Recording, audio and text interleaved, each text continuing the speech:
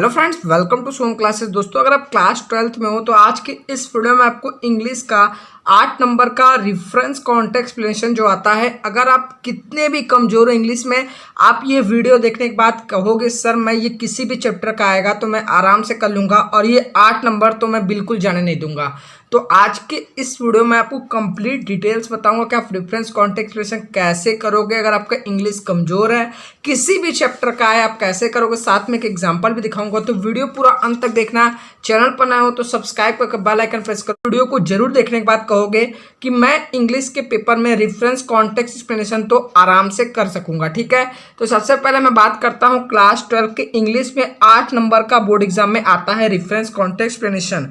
अच्छा, इसका मतलब क्या होता है? अब आप पूछोगे क्योंकि आपको मतलब ही नहीं पता रहेगा रेफरेंस कॉन्टेक्स्ट एक्सप्लेनेशन का, तो आप करोगे कैसे? ठीक है, तो रेफरेंस मीन्स होता है संदर्भ, कॉन्टेक्स्ट मीन्स प्रसंग, एक्सप्लेनेशन मीन्स व्याख्या। ठीक है, संदर्भ, प्रसंग, व्याख्या। तो अब मैं आपको बता दूं रेफरेंस कॉन्टेक्स्ट एक्सप्लेनेशन 2 नंबर का ये स्टेप मार्किंग, 2 नंबर का ये, 4 नंबर का ये, तो टोटल 8 नंबर इसमें मिल जाएंगे। ठीक है, तो सबसे पहले मैं बता दूं आपको अगर रेफरेंस लिखना है, ठीक है, तो रेफरेंस लिखने के लिए आपको क्या चाहिए?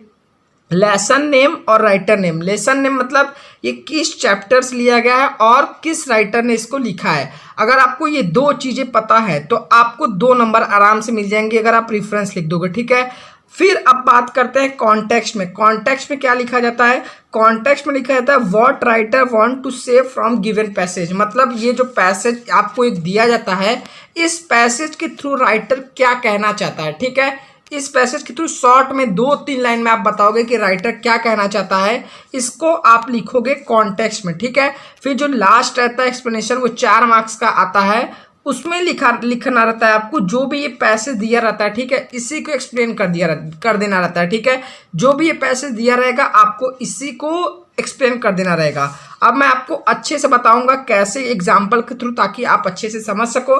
फिर लास्ट में आपको बताऊंगा आप कैसे बिना भी कोई भी चैप्टर का है तो आप आराम से कर लोगे। ठीक है, तो वीडियो पूरा अंत तक देखना, एक भी मिनट स्किप मत करना। ठीक है, तो सबसे पहले मैं आपको बता दूं आपका जो पेपर आएगा उसमें इस टाइप का कुछ पैसेज दिया रहेगा। ठीक है, इस टाइप का कुछ पैसेज दिया रहेगा। आपको सबसे पहले क्या करना है? सबसे पहले आपको इस पैसेज को पढ़ना होगा और पता लगाना होगा किस चैप्टर से लिया गया है। ठीक है, तो यहाँ पर लिखा at one station my routine of talking with the people was interpreted as soon as I alighted a group of young children gathered around me.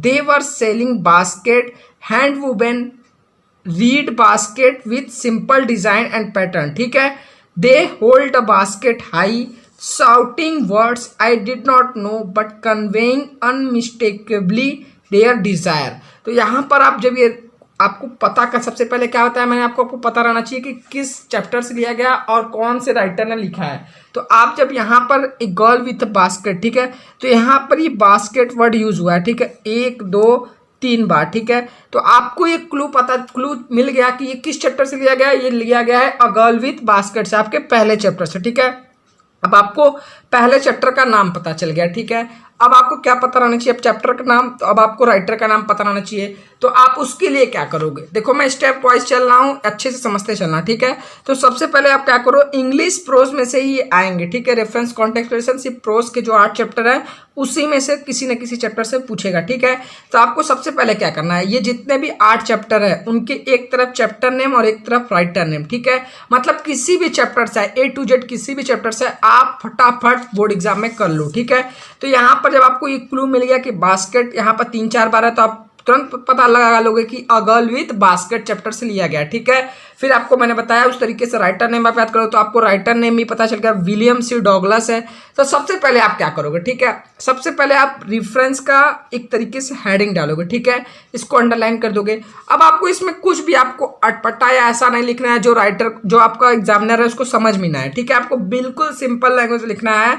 These lines have been taken from the lesson A Girl with a Basket written by William C. Douglas। मतलब कि ये जो line है ये chapter a girl with basket से लिया गया और इसके रचयिता विलियम सी डॉगलस है। ठीक है, और आपको क्या करना है, अपने ये रेफरेंस कॉन्टेक्स्ट एक्सप्लेनेशन को हाईलाइट करने के लिए और बच्चों से अलग करने के लिए आपको जो ये आपका जो ये बुक का नाम, जो ये चैप्टर का नाम रहेगा और ये जो राइटर का नाम रहेगा, इसको आपको ब्लैक पेन से अंडरलाइन कर देना रहेगा। ठीक है, ताकि जो आपकी एग्जामिनर है उसका तुरंत यहाँ पर ध्यान जाए और यहाँ पर आपको 2 नंबर तुरंत मिल जाए। ठीक है, रेफरेंस में मैं बता दूं आपका 2 नंबर रहता है, कॉन्टेक्स्ट पे 2 नंबर और एक्सप्लेनेशन पे 4 नंबर। अब मैं आपको बता दूं आपको कॉन्टेक्स्ट कैसे लिखना है। ठीक है, तो आपको सिंपली जो ये दिया गया है पैसेज, ठीक है, इसी को एकदम शॉर्ट में बताना रहता है कि इसके थ्रू राइटर क्या कहना चाहता है। ठीक है, तो यहाँ पर देखो क्या कहना चाहता है, the writer was going to Ranikhet. अब मैं आपको ये भी बता दूं, आपको ये जो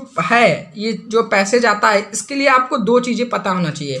या तो आप Hindi summary of all the chapter तैयार कर लो, मतलब जो भी हिंदी, मतलब जो भी चैप्टर है उसका हिंदी में आपको पता रहना चाहिए, समरी कहानी। ठीक है, तो आप बोलो 2 चीज में से मैं एक चीज कर सकता हूँ, या तो मैं सभी चैप्टर्स का हिंदी में समरी करके अलग अलग वीडियो बना दूं, या तो बोलो चैप्टर वाइज में रेफरेंस कॉन्टेक्स्ट एक्सप्लेनेशन बना दूं। ठीक है, जो चीज आप कमेंट करोगे मैं वो बना दूंगा। ठीक है, ये 2 चीजें मैं स्टेप वाइज चल रहा हूँ, जहां जहां जो चीजें आ रही है मैं बताता चल रहा हूँ। ठीक है, तो आपको कॉन्टेक्स्ट में क्या लिखना रहता है, आपको ये हिंदी में पता रहना चाहिए समरी। ठीक है, तो मैं आपको बता दूं इस चैप्टर में जो राइटर रहता है वो रानीखेत जाता है। ठीक है, तो writer was going to Ranikhet और वहां पर an old British army hill station by train, तो वो जाता है एक पुराने ब्रिटिश आर्मी के हिल स्टेशन एरिया में, जो वो जाता है ट्रेन के थ्रू जाता है। ठीक है, at one of the station the writer was surrounded by a group of children who wanted to sell their basket to him. अब जब आप चैप्टर पढ़ोगे ना, उसमें लिखा है कि मतलब जो राइटर रहता है वो हर स्टेशन पर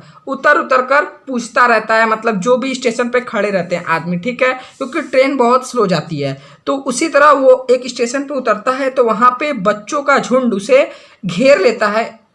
eight one of station the writer was surrounded by group of children, मतलब बच्चों का झुंड उसे घेर लेता है और who wanted to sell their basket to him, और वो बच्चे क्या कहते हैं कि मेरा बास्केट आप ले लीजिए, वो बेचना चाहते हैं अपने बास्केट को राइटर से। ठीक है, तो यहाँ तक आप कॉन्टेक्स्ट में लिख दोगे, मतलब जो इस पैसेज में राइटर बताना चाहता है। ठीक है, अब आपको नेक्स्ट जो रहेगा मेन इंपॉर्टेंट एक्सप्लेनेशन आपका टोटल 4 नंबर का रहेगा। ठीक है, तो एक्सप्लेनेशन में क्या करना रहता है, एक्सप्लेनेशन में जो ये पैसेज दिया है रेड पेन से, इसमें से आपको इसी का बस एकदम सिंपल लैंग्वेज में बता देना रहता है कि इसमें क्या क्या है। ठीक है, तो अब मैं आपको बता दूं एक्सप्लेनेशन, आप डायरेक्ट ऐसे हेडिंग डालो एक्सप्लेनेशन, और इसमें क्या लिखोगे, इसमें लिखोगे the train was slow and stopped and every station. मैंने आपको बताया जैसे कहानी में है कि जो स्टेशन, जो ट्रेन रहता है वो बहुत स्लो चलता है और हर स्टेशन पे रुकते चलता है। ठीक है, तो ये लिख दोगे at every station the writer use to get down from the train and talk with the people who were standing on the platform,